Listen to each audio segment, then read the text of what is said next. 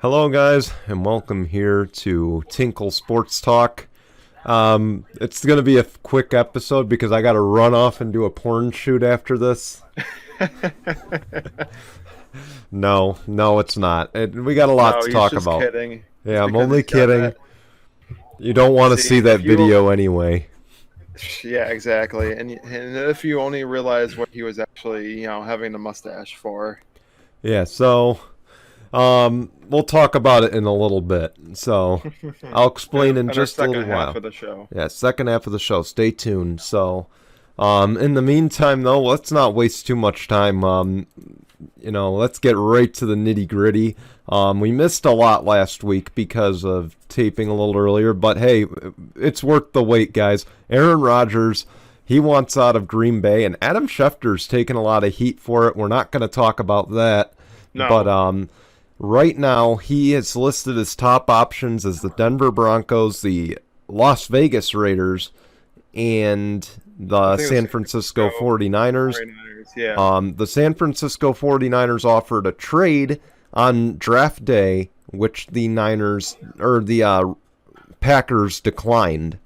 Rodgers has also said unless the GM is fired, he has no intention of returning. Jason, you're a Packers fan. I guess I want to hear your thoughts here. So I don't know how true this is, but apparently he was mocking the GM in the locker room. Or not in the locker room, but just mocking the GM itself. I don't really recall what he was mocking him about, but Aaron Rodgers, he has a lot on his plate, a lot on his mind. I wonder if jeopardy is what's plaguing him from actually coming back because we only hear rumors about a lot of stuff. Aaron Rodgers himself really hasn't come out and stated if any of this stuff is really true or not. So we're just going off of a lot of speculation if it's true, if it's not true. Is he going to be there? Is he going to show up for training camp? There's a lot of questions Hmm. that still need to be answered. So unfortunately, I still think that he's going to show up for training camp. I think he's going to play this season. Um, who knows? He could very well not play the whole entire season, but I do think that he's going to be there in training camp in some capacity. I just don't think he's going to be done as a Packer just yet. Yes, I get it. He doesn't have the greatest relationship with the GM right now, but doesn't mean he's still not going to play. So, um, Yeah, I'm I very intrigued about the San Francisco 49ers because he's from California, and I'm pretty sure he was in line to be drafted by the San Francisco 49ers before Alex Smith was ultimately chosen in 2005.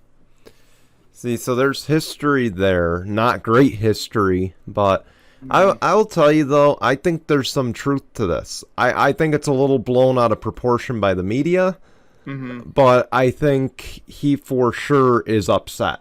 I mean, Oh, look, yeah. they haven't drafted a receiver in so many years. They drafted one late, but really, what Mm-hmm. impact is that wide receiver going to have? I mean, I don't see him having much of an impact. Um, Well, it's very tough because a lot of these late rounders, like even Stephon Diggs, he was a fifth round draft pick. Look where he yeah, is now. I mean, true. he's one of the top receivers in the NFL. So it all depends on how they use him and how he's going to fit in an NFL Mm, offense.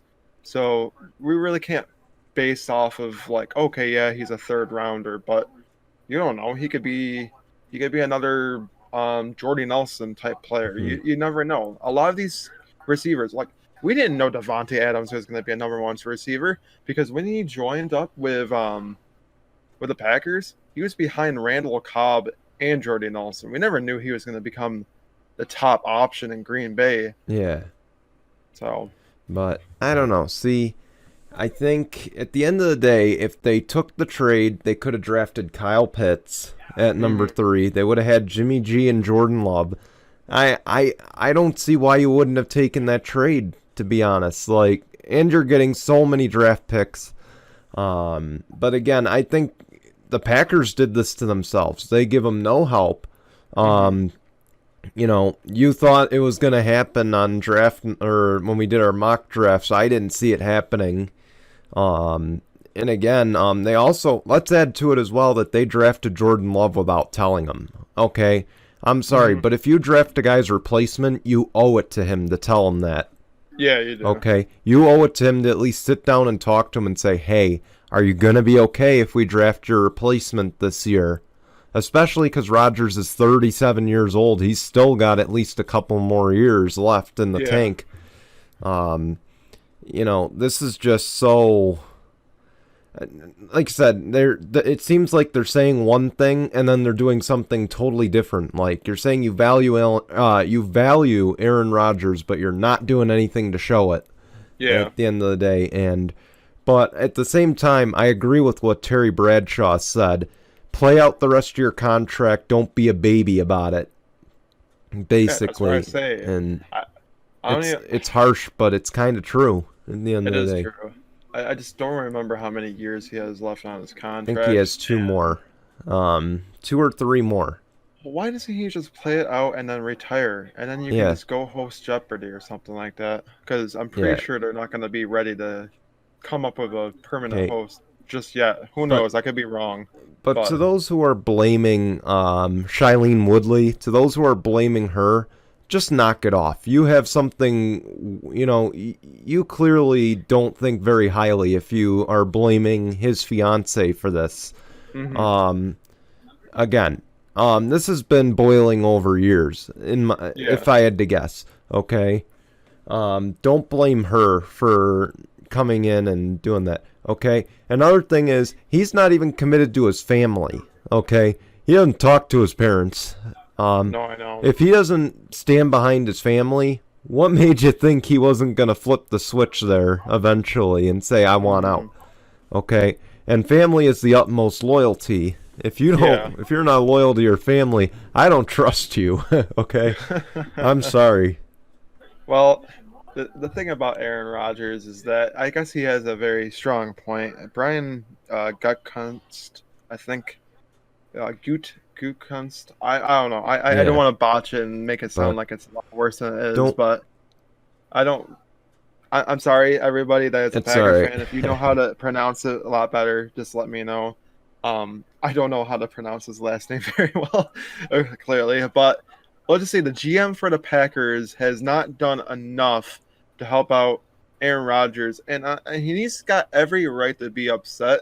I mean, he's he's got no O line help. He keeps on getting sacked. Yeah, I mean, there's been seasons where he's had a broken Hmm, collarbone. He doesn't get any help on the offense hmm, at all. So he has every right. They always seem to go after helping out that defense.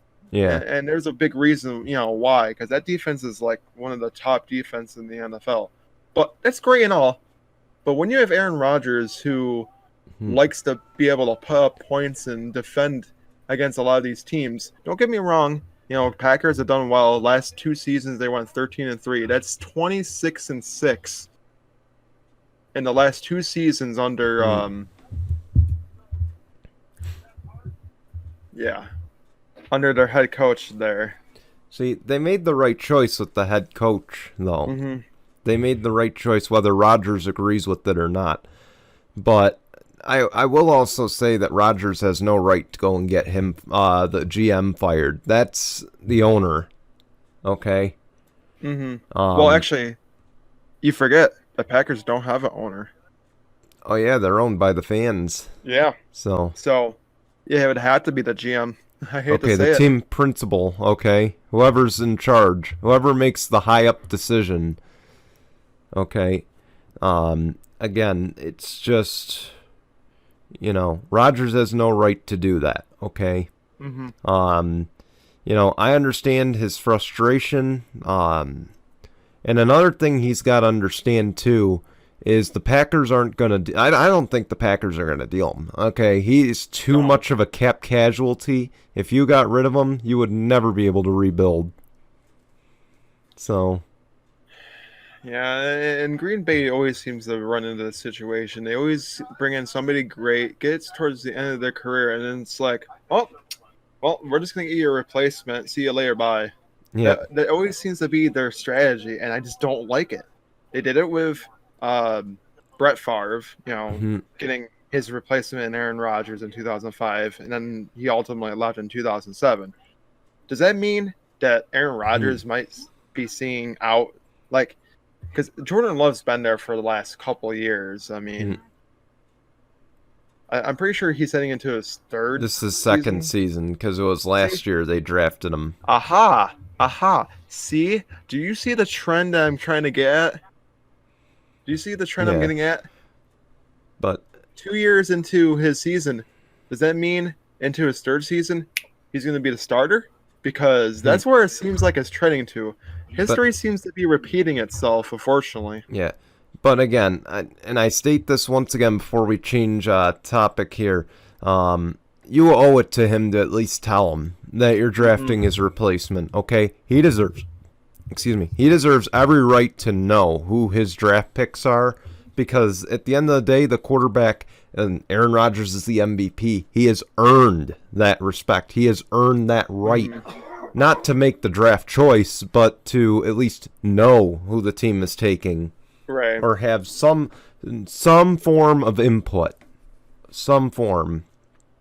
But anyway, let's move on to the NFL draft now. Speaking of that, I guess I gotta tell you, number one on the big surprise list is Trey Lance going number 3. I guess I'm not shocked about it because I did choose him because it originally did have in all the mock drafts it had Justin Fields getting chosen number 3. I switched him, like, you know what, Trey Lance makes so much more sense for San Fran to go after than Justin Fields. Trey Lance has a bigger and better arm, and yes, he can run a lot better than Justin Fields. So I think they chose the right quarterback there for their system. He's not going to start right away, though. Who do you think was the other surprise? I'm surprised Mac Jones fell all the way to 15th. But I will tell you, though, what the turning point in the draft was. Because I think New England had their sights set on Justin Fields. I think there's no doubt there. So now, Jalen Waddle gets drafted by Miami. That messes up Detroit's pick. Detroit gets Penei Sewell. Okay, that was kind of expected. Patrick Surtain is what actually is where the dominoes really started to fall. Because now Patrick Surtain was going to be the Cowboys' pick. I don't think there's any doubts about that. Which forced the hand of this wild Eagles trade, which I call it wild because it's interdivision and it's something you never see. Okay, so once Surtain went off the boards, they're like, okay, the Eagles want to trade us. Micah Parsons is going to be available. He's not getting drafted by the Eagles or the Giants, so we'll trade back. And sure enough, Devontae Smith to the Eagles. Giants fan punched the wall in at his house because he was so mad. If you haven't seen the video, go look it up. It's actually pretty funny. But then, of course, that... I'm pretty sure... Didn't Chicago also have to move up to get but the quarterback? But I don't think they could have done that if the Eagles hadn't jumped and taken Devontae Smith. Okay? Because we know the Giants wanted him. And the Giants, they knew if they traded down, they weren't going to get Devontae Smith. Well, the Giants, didn't they just get one of the top receivers, too? And they got another good receiver. I don't remember who, but... Yeah, the former Lions receiver. Galladay, I believe, right? Yeah, they got Kenny Galladay. Yeah. Could you and imagine? They still got... That's why the Eagles, I think, were scared. Eagles knew that they already had Kenny Galladay. To pair up Devontae Smith... Well, I don't think they're Kenny scared Galladay, of Danny Dimes. I don't think they're scared of him. Danny Dimes is... You give him two of the top receivers, he might actually... His production might go up a little bit more. We'll see. Then you have two top receivers to help you, to bail you out. But to be honest... I was just going to say... What actually shocked me the most was the pairing, the reunion of Jamar Chase and Joe Burrow. Yeah. That was what shocked me. And to be honest, the draft was so deep with offensive linemen, it really wouldn't have hurt them if they didn't draft an O-line there. I kind of wish they did, But again, it really didn't hurt them because let's face it, skill positions, you either get it or you don't. Okay, once you Right. get into the later rounds, you may find a gem, but you're not going to find much in the way of starters down the road. Okay, offensive line, defensive end, these kinds of positions that are not key skill positions, you're going to find them everywhere in the draft. Okay, someone of all of them, there's a lot of them that are going to make it somehow. So I'm not shocked by that. I am shocked that, and you want to know what though? The Bears taking Justin Fields worked out for the best because I don't think he was going to be a fit in New England.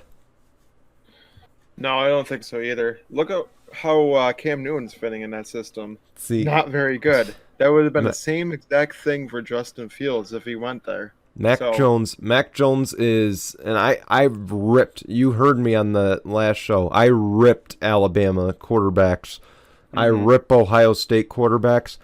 I never really put together that, hey, maybe Mac Jones lands with New England. And, of course, Mac Jones is exactly what Bill Belichick needs. A right. big-gutted, slow-moving, good passing quarterback. I mean, that's what Tom Brady was when he came out of college, and look at what happened.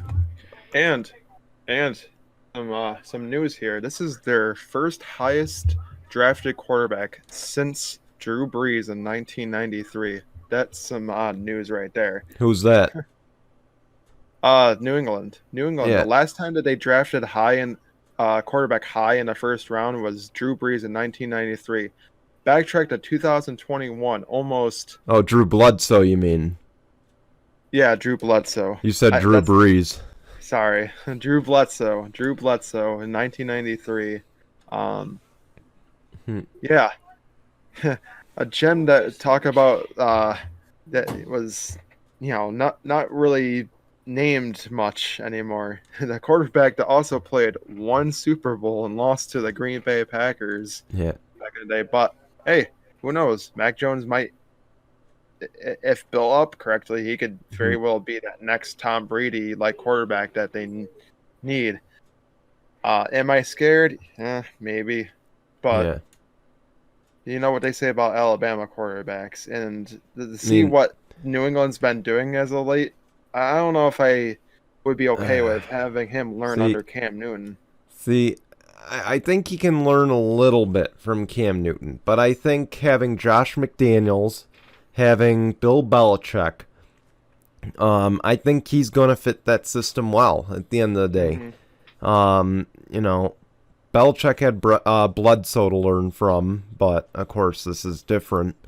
I think he's not going to start out of the gates. It's been made clear that Cam Newton is going to be the starter, but I think give it a few weeks, Mac Jones is going to be in the game, and I think he's going to impress. I don't think it's going to be this year that they take down the Bills, but it may take a few years, but I think eventually they're going to be right back to where they were with Tom Brady, if things pan out right.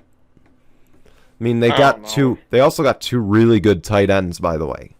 I mean, I agree that they did, but Hunter Henry's been kind of... If he can stay healthy, he's a really good tight end. He's the guy who doesn't drop passes. They also have Jonnu Smith. Jonnu Smith wasn't terrible either. So, yeah, they do have two pretty good tight ends. The whole problem is, are they going to get the ball?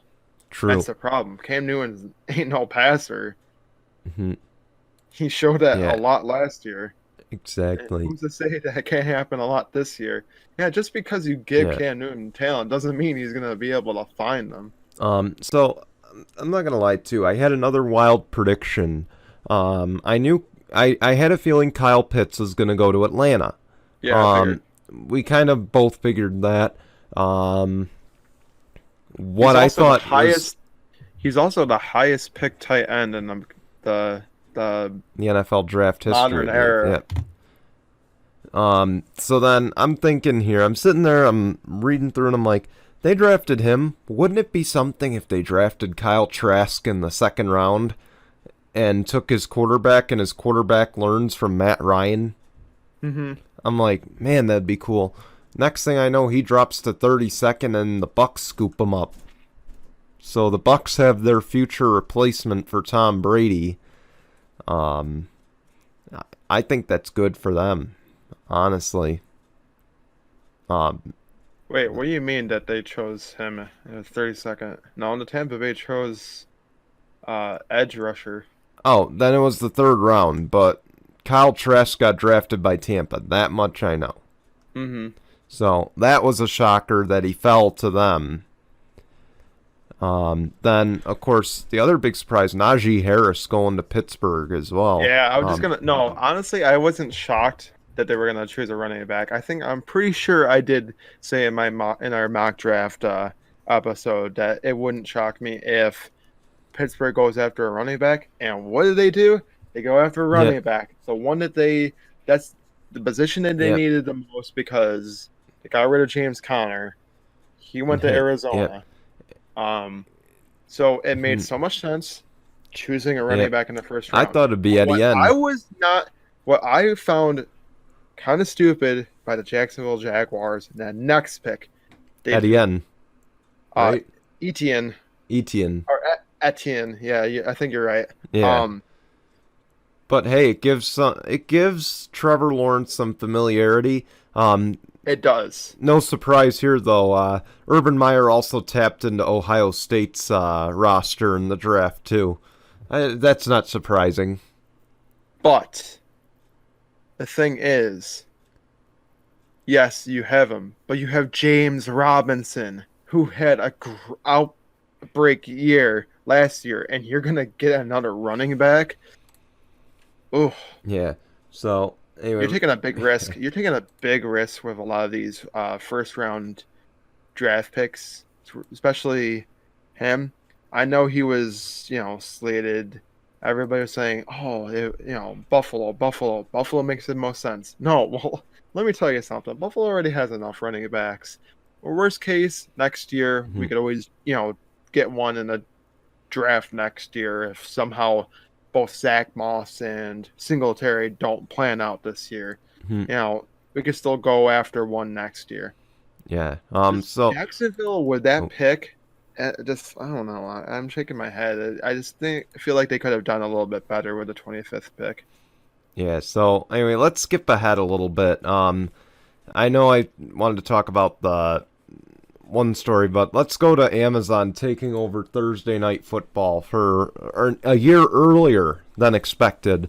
So it won't be on NFL Network after this season. It won't be on Fox. Fans that don't like Joe Buck are saying, thank the Lord he's gone. But, oh boy, what are your thoughts here? I don't know. It's kind of going to be interesting. It's going to be something different for a lot of fans because not everybody has Amazon Prime. So I think you're going to lose some viewership in a way. Unless you're a football fan and you're like, shit, I got to get Amazon Prime now. Trust me, there's a lot of stuff off of Amazon. Just go Amazon Prime. Then you get Thursday Night Football. I understand that, it's not the most intriguing thing football-wise. A lot of the NFL Thursday night games aren't appealing, especially this past season. A lot of the games weren't appealing because, COVID happened and a lot of games got moved off of Thursday Night Football to Monday or Tuesday, even Wednesday. I think there was a Wednesday game. Yeah.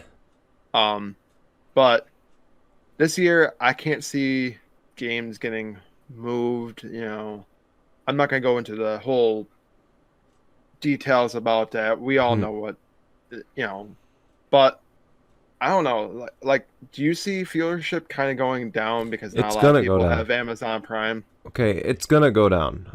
It's gonna go down for at least a few more years until, you're gonna lose. You're saying you're catering to the 18 to 49 age gap, which is, obviously, if you know anything about TV ratings, that's the age group everyone's targeting because that's the future. Right. Okay, 50 and older, they don't care about. It became apparent with the way they made that deal. Because obviously someone who's in that age group, I'm not trying to discriminate, but that age group, they don't know much about this new stuff, this new streaming. Exactly. A lot of them do. I'll give the ones credit that do, but there aren't many who don't. There are not many who know what to do streaming wise. So they're gonna lose that audience. But I will tell you though, I wish they didn't take the Thursday night deal. I wish they had gone for the NFL Sunday ticket deal. Again, Yeah, I I have think that would have been ranted better. and raved for years about how DirecTV should lose it. To be honest, I wish they made a run at it because I think they have more money than AT&T and DirecTV has right now. And it only makes sense because Verizon and Yahoo and NFL have a good partnership right now. Okay? It only makes sense to rip it away from AT&T and DirecTV. So, Right. again, it's when is this going to happen? Just rip it from them because they're not even really trying to profit on it. If they were really trying to profit on it, they would sell Sunday Ticket regardless of if you had a DirecTV membership. Right. So, and DirecTV's a sinking ship anyway, but Yeah, that's that's why I say besides the it's point. like it's just gonna lose viewership, and Yeah, you're gonna have to like yeah. eventually find like a way where both the Mhm. streamers and both older generation can Yeah. both kind of like watch it in a way. I say Unfortunately, it's just kind of offer it tough on a to local do. network. Come on. I mean, or I hate offer it, to. put it on I will. FS1. How's about that? Okay, we'll Yeah, we'll exactly. we'll compromise. Okay, it doesn't have to be on Fox. Put it on FS1 every couple weeks, or put it on NFL Ooh, Network. ooh. Here's a thing I can think of. Hmm.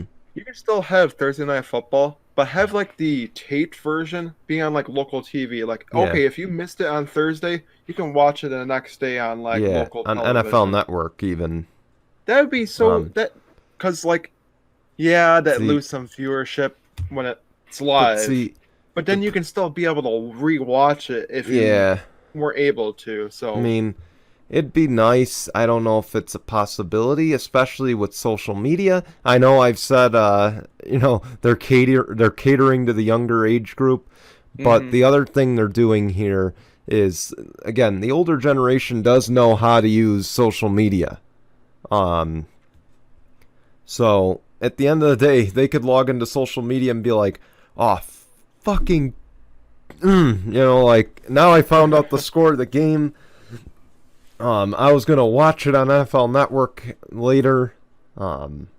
So anyway, let's move forward here. The NBA. hmm LeBron came back briefly. Now he's dealing with more ankle issues. He's slated to miss, I believe, the most games he's missed in a long time. hmm Um, I can feel for him because coming back from a high right ankle sprain, not the easiest thing in the world to come back from. Right, and I'm pretty sure this is his like Yeah, first time that he's actually had like an injury like yeah. this too. And So look, to those who hate on LeBron constantly, call him, oh, he's a wimp, he's weak. Like, look, okay, you've clearly never dealt with an ankle sprain, so just can it.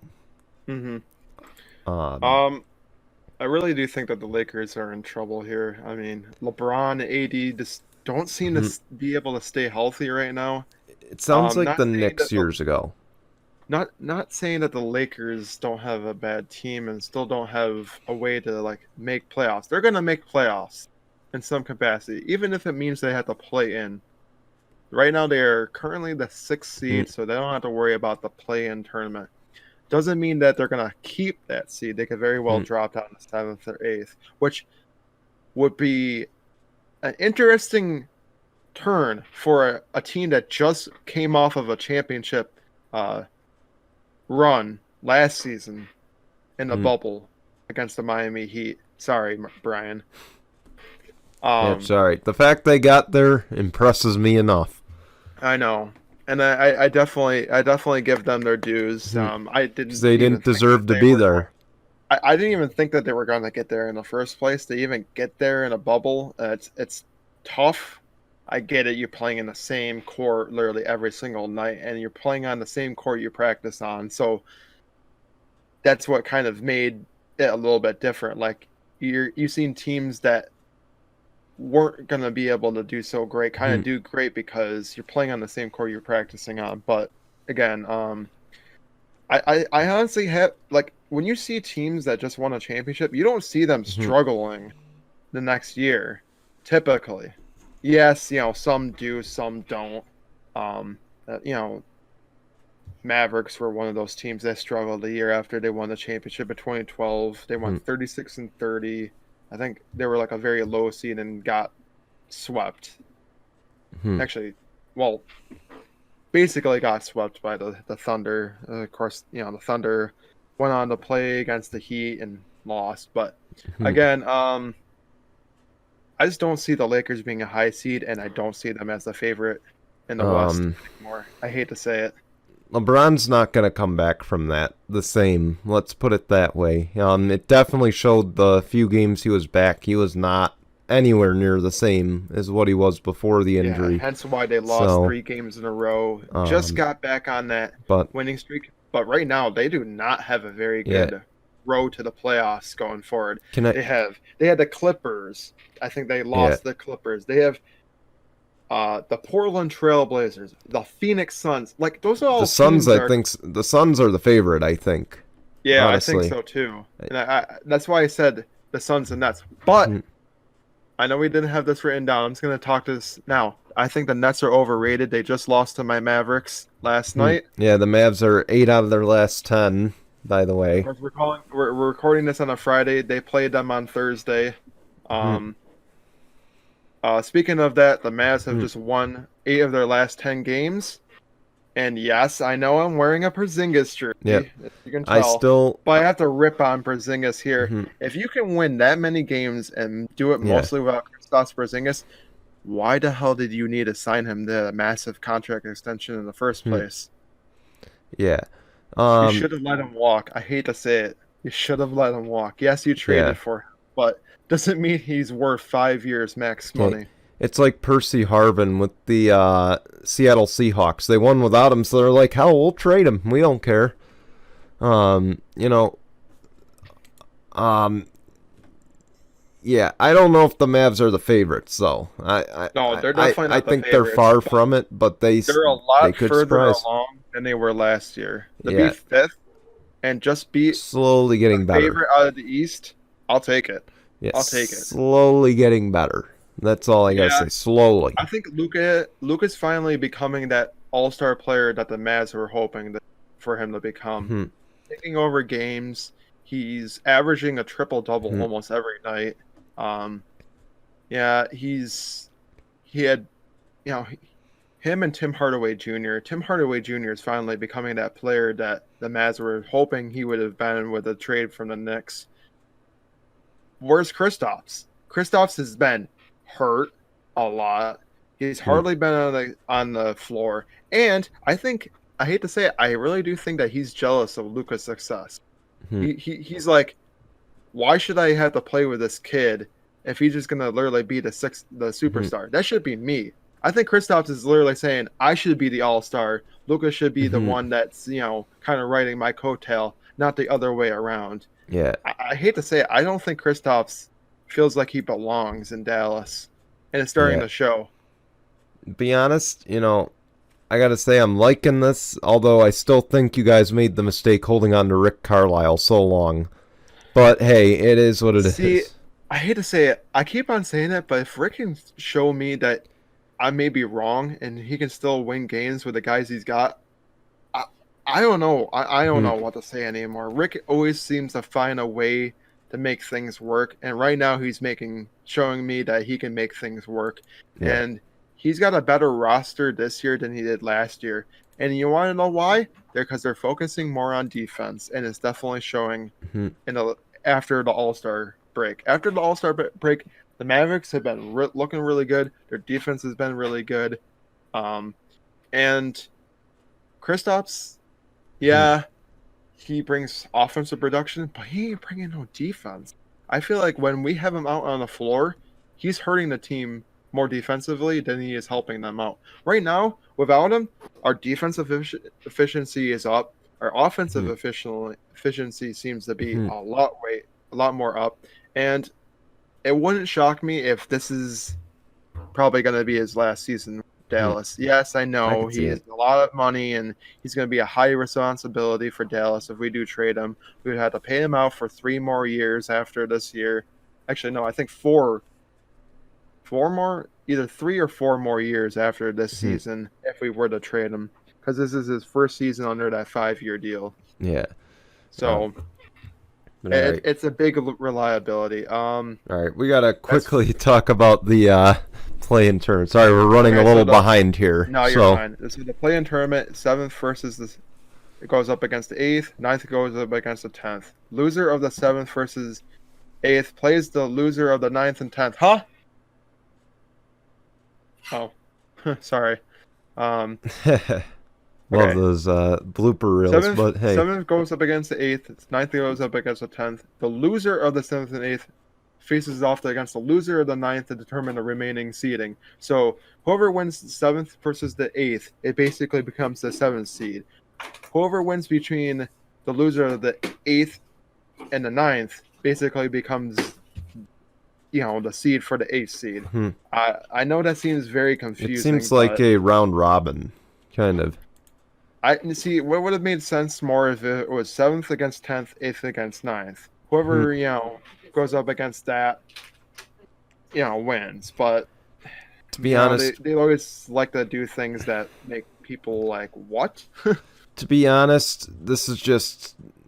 I don't like this. I can't back it up. I'm agreeing with LeBron here. Whoever made this should have been fired. Okay? Yeah, I agree. Plain and simple. This is stupid, okay? If you're in the East and you're the 7th and 8th seed, chances are you barely belong there. Sorry, we're... Alright, but yeah. So, chances are, if you were in the 7th or 8th seed in the East, you barely belong there to begin with. If you finish 9th or 10th in the East, yeah, if you fall to the 9th or the 10th in the East, you don't deserve to be there. I'm sorry, okay? You finish 9th or 10th in the East, you have bigger problems than trying to play into the tournament, okay? At least in the West, it makes a little more sense. Not much, but it makes a little bit of sense. Right. Because at least, you can debate, well, maybe the 9th deserved to be there. Chances are usually once you drop from 9th to 10th, there's a little bit more of a competition gap there. So, chances are they're either mediocre or just haven't reached their full potential throughout the year. So, again, I don't like this. I think, this is a way to try to compete with March Madness, which is something they'll never be able to beat as far as entertainment goes. So, I don't know. That's my thoughts on that. Yeah, I think you're right there. They're definitely going to compete with.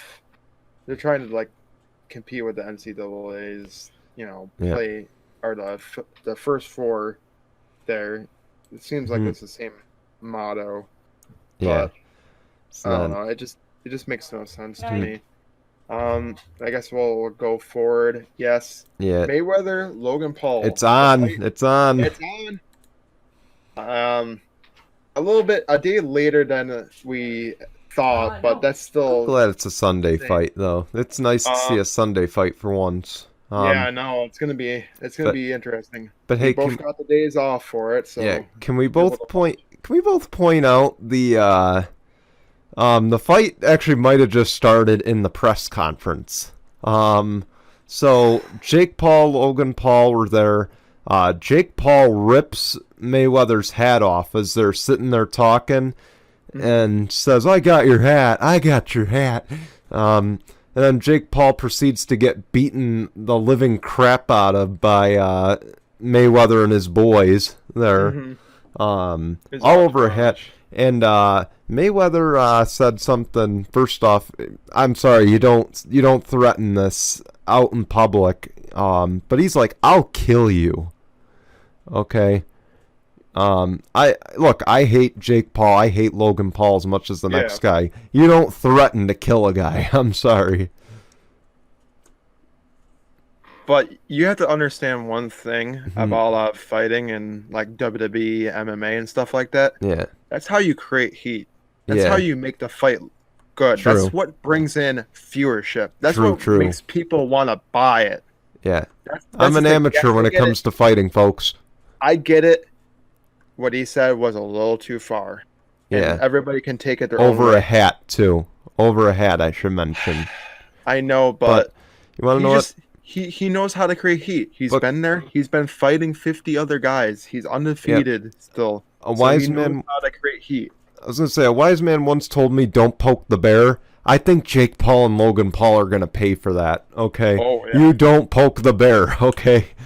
Logan Paul is a walking L. That's what his first. That's what the initial in his first name is. Okay, he lost his first fight. Okay, Exactly. You want to know what? I want to switch them both. Okay, Jake Paul can fight Floyd Mayweather. Okay, you thought his entourage was bad? Wait till you get in the ring with them. Jake Paul would get the absolute fucking crap whooped out of him. Let me put it this way: he would be the one heading out on a stretcher after that fight.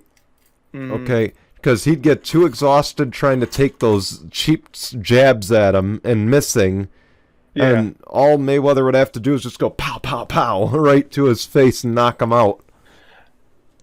It wouldn't shock me if it would be a first round knockout for Mayweather, but something tells me this will get a little played out. I think it's going to play out.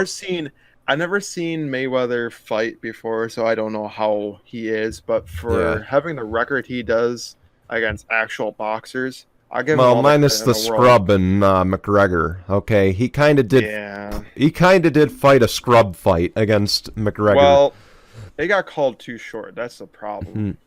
You know, the Pacquiao fight to me was his best fight. Okay. Yeah. And even then, it was a little bit of controversy around it, but.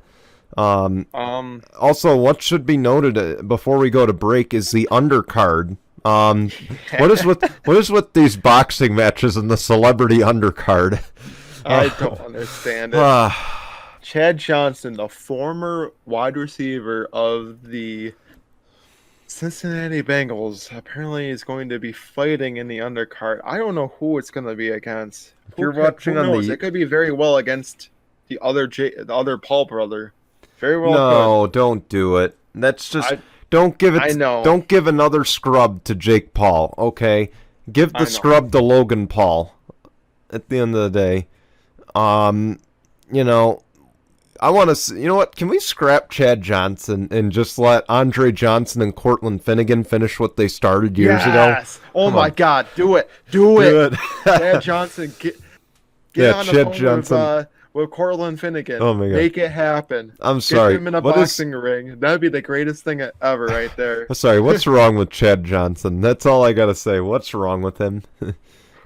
He's just a cocky, arrogant prick. I don't know what else to say. Yeah, that's gotta be it. But anyway, now's a good time to take our first break here.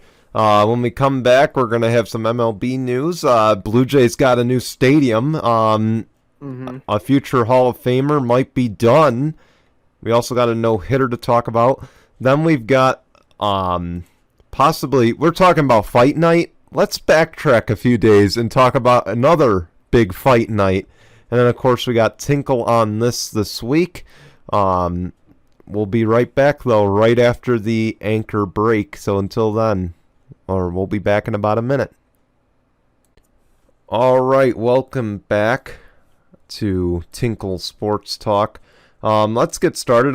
It wouldn't be a Tinkle Sports Talk episode without us talking about a no-hitter. I'm loving this. I love the no-hitters. So, John Means of the Baltimore Orioles threw a no-hitter this week. We want to congratulate him on that feat. Of course, again, I've said it a few shows ago. I'll say it again. If you can throw a no-hitter or you're close to throwing a no-hitter or a perfect game, I don't care if you're playing against My guys, the Minnesota Twins, by the way. Should I turn around and show you whose jersey this is real quick, actually? Let me just see. All right, can you see the whole back of it? Yeah, Donaldson. Yeah, Josh Donaldson. He's the man, the myth, the legend. But anyway, I said it again.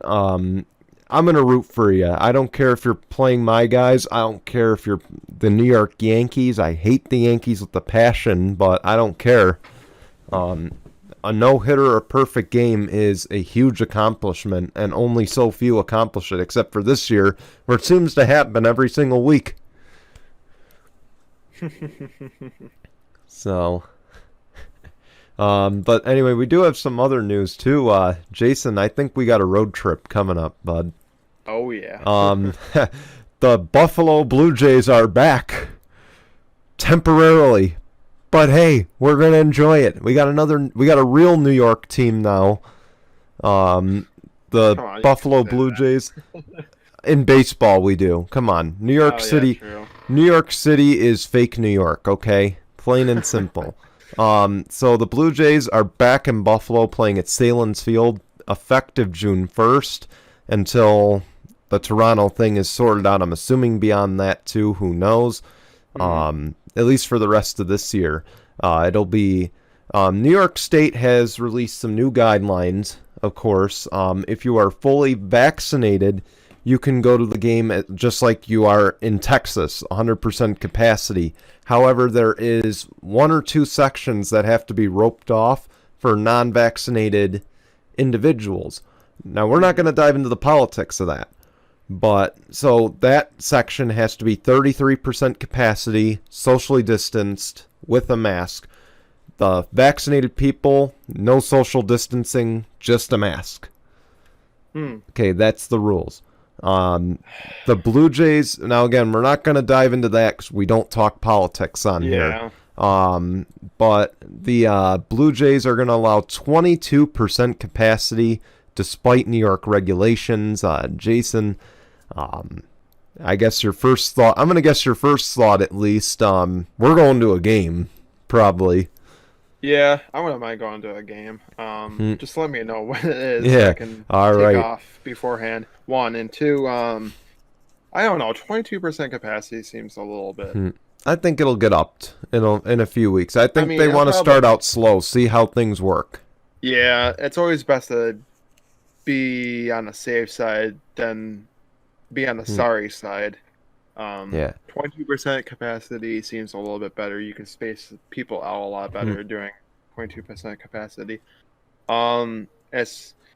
But you know what? I'm okay with Blue Jays playing in Buffalo. I'm pretty sure last year when they were in Buffalo, they did pretty decent there. So They made the playoffs. They didn't do well in the playoffs, but they made it. That's what's important. That's all that matters. Again, they're especially with a very limited season like they had last year too. And they're okay this year. I'll leave it at that. They're okay this year. They're not really peaking yet. But regardless, the fact that now upstate New York has a professional team here, okay, keep in mind, Buffalo baseball is AAA baseball. So they don't have professionals there, but they are affiliated with the Blue Jays. This is going to help the upstate New York economy so much, I think. Again, I didn't want to dive into the politics, but I'm just going to say it's going to help upstate New York businesses that are already struggling due to the pandemic. Duff's, these small little local restaurants that are up there. Yeah. It'll help them out. And you want to know what? It's good exposure for the city too, and it's good exposure for upstate New York. So, of course, none of the Toronto fans from Canada will be able to come down here and watch it. That's the only downside.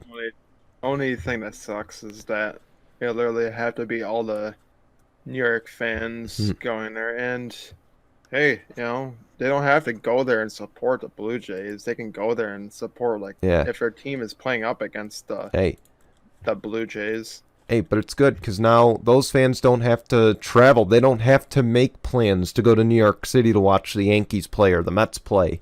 They don't have to make plans to go to Toronto and spend all this money. It's in their backyard now, I know. which is great.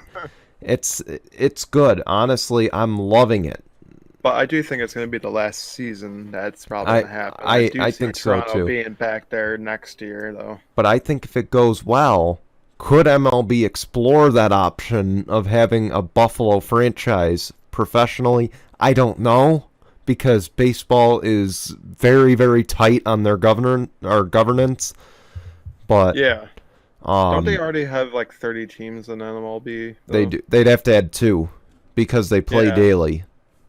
So, So or they'd have to move one. Maybe move. You know what? How's about this? Let's move the Marlins out of Miami because they're a dumpster fire to begin with, and let's move them to Buffalo.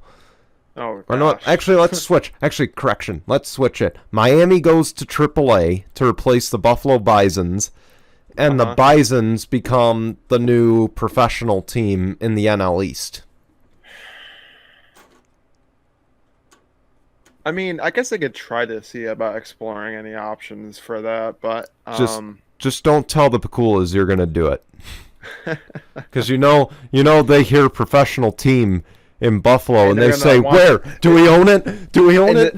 and they want to put their little stamp of Yeah. approval. Then on it's it. come here, my precious. Yeah, pretty Okay. much. Oh boy, I haven't even had any coffee, so this is fun. But Albert Pujols was released by the LA Angels this week too. This was the last year of his 10-year, $250 million deal.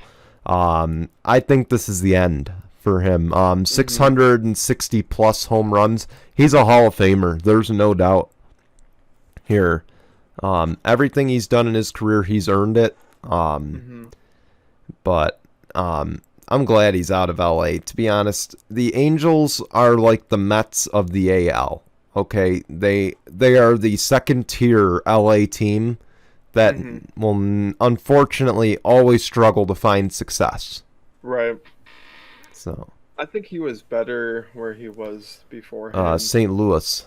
Yeah. Yeah. When he was with the Cardinals, I I remember hearing everything about the Cardinals with Albert Pujols when I used to watch. I think he ESPN, was a better like, fit there. He I fit think the so, system too. better. I think he was a really good player. I do think he's going to be a Hall of Famer for sure. I think first ballot. Okay, you hit 600 home runs in today's MLB, the steroid era, and you come out with negative steroid tests. I think that makes you great. Oh yeah, for sure. So He was just, nobody's going to be able to like match his status, especially in today's MLB. I hate to say it.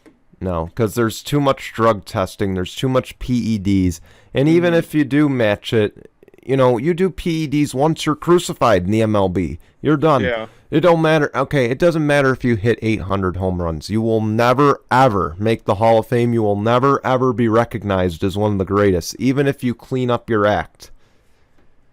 Okay? Right. You test positive. Let me put it this way. If I was drafted today, okay?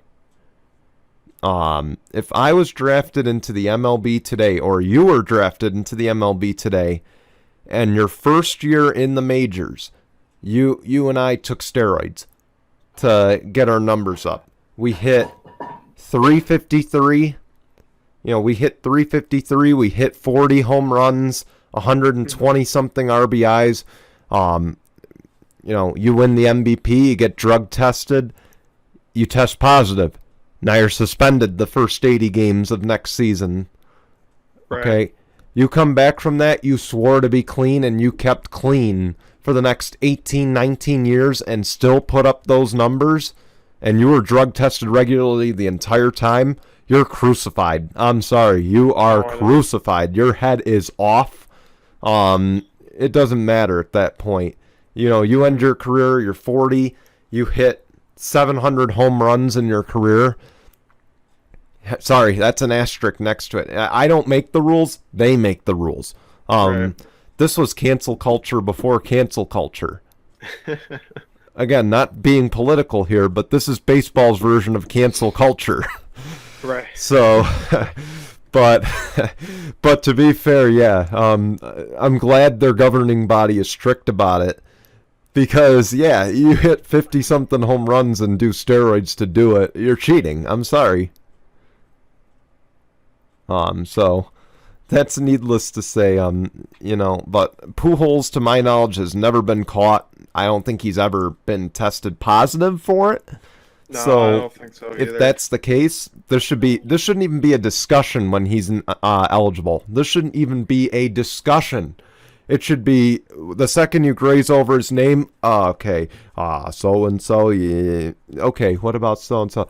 Okay, maybe he's in. We'll come back to that. Albert Pujols, he's in. Next player, he's. Let's talk about this next player now. Okay, that's what it should be. No dispute. Right. But let's head on to the NHL news now. Here's the thing. Zach, I don't know if he's going to agree or disagree here. Of course, we know Zach Carmine, a very big hockey fan, very big hockey critic. But can I just say what happened in that Rangers and Capitals game? I've been waiting for years. Okay? We have not seen this kind of energy in so long, and I love it. This, to me, is hockey. This is true hockey, fighting. Again, the physical nature. What happened? So the second period kicked off. The Capitals and the Rangers got into 4 different fights the second the puck dropped. All simultaneously on NBCSN. The game was on NBCSN. Multiple fines were assessed. It all started because Tom Wilson from the Washington Capitals, I guess he had an issue with a few of the Rangers earlier in the week, did a few dirty hits on them, and the Rangers wanted to get even on Wednesday. So, I guess the first question is, should the NFL, or should the NHL have suspended him instead of fining him for what happened in Monday's game? Yeah. I think suspending him for like a game or two would have definitely proven a point. He shouldn't be making a tweet and like trying to target after the Rangers. No. Like the Rangers tweet was totally out of line. Okay. You don't bash your league on Twitter. Right. Sorry.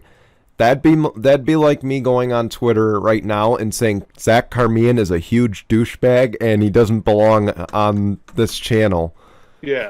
Of course I don't think that. Maybe I don't. No, I'm kidding. I really don't think that. But that would be like me sitting here and bashing Zach and Nathaniel. Yeah. Because we're on the same network. Just because they said something on their show. I don't know what they said on their show, but it's just an example. You don't go and bash your upper or your colleagues. Right. So the Rangers were in the wrong there. Zach Wilson or Tom Wilson should have been fined. And he should have been suspended. You want to put an emphasis on player safety, you should have suspended him. So of course, I believe this is the last time these two teams meet for the regular season, but can we see this brew over in the future, or is this just done at this point now that everything's been assessed? No, I think it's going to be like a rivalry, like a legit rivalry where like temper's going to fly and you're going to see a bunch of fights.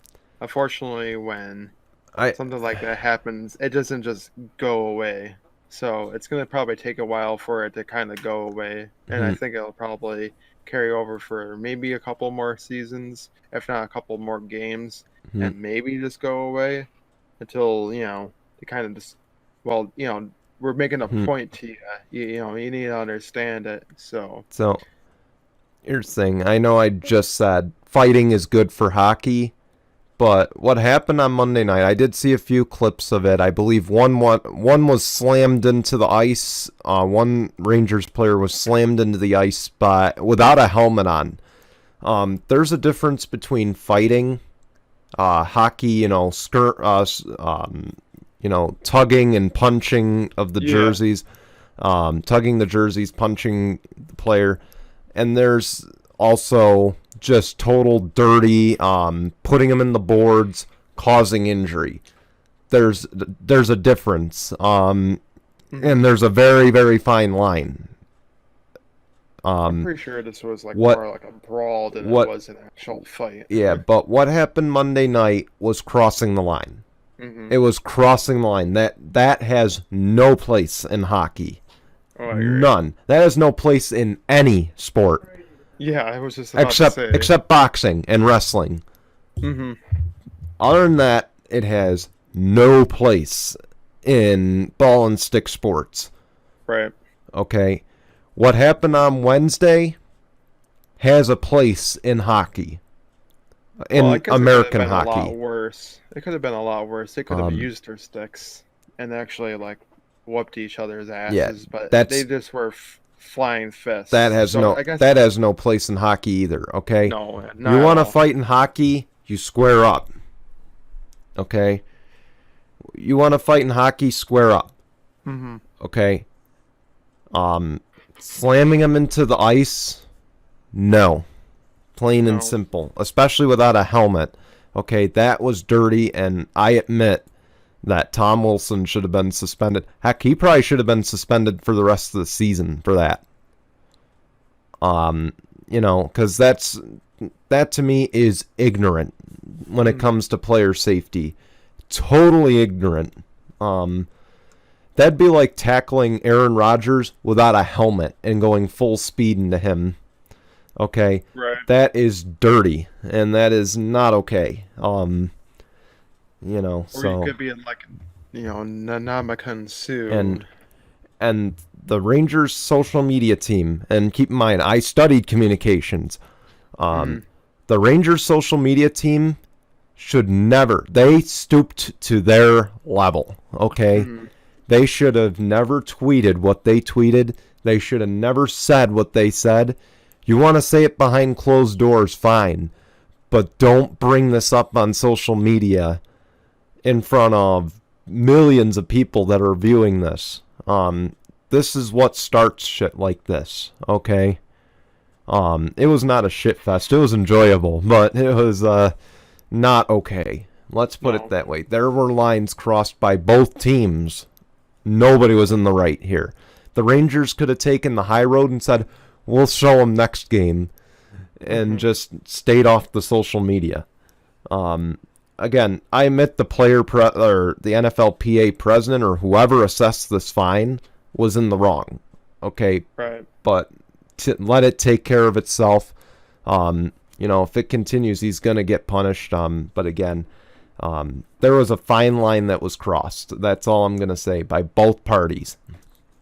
And I can't wait to see this rivalry in the future. This is going to be hell on ice for a little while.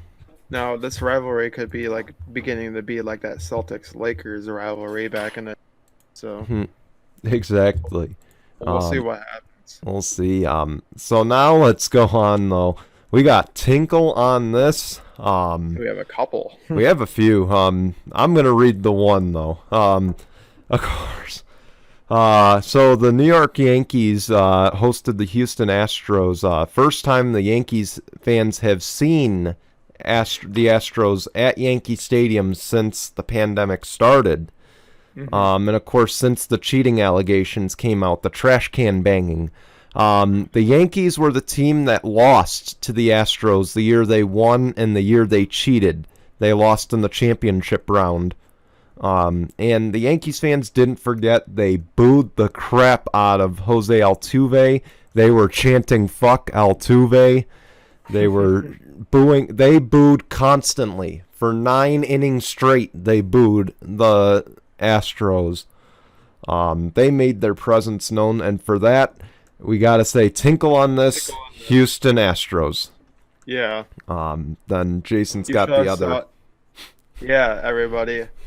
This man wants to throw it old school with NASCAR throwback, right?